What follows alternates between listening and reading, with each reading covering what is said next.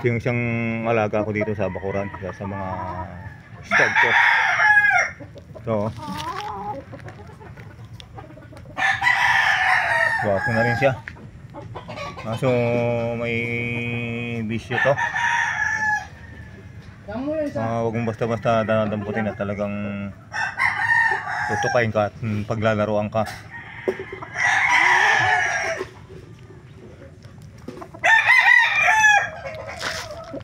Ito, tinatimingan ko kung paano ko tatamputin pag gusto kong hawakan yung katawan. Maliksi. Minsan pag dinadakma ko, hindi ako nawawala ng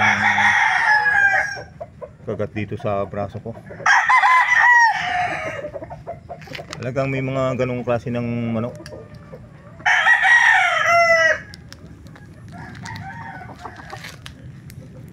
Ito, lalapitan ako. Ano naman sa mata, baka sa kon mabalasik yung mga mata niya.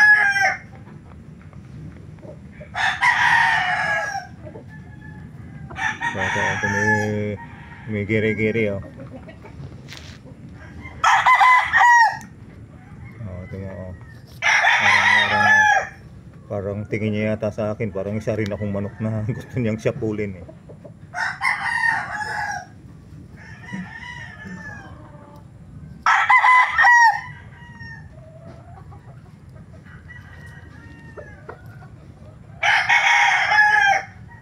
Pero napakaganda naman yung maglaro.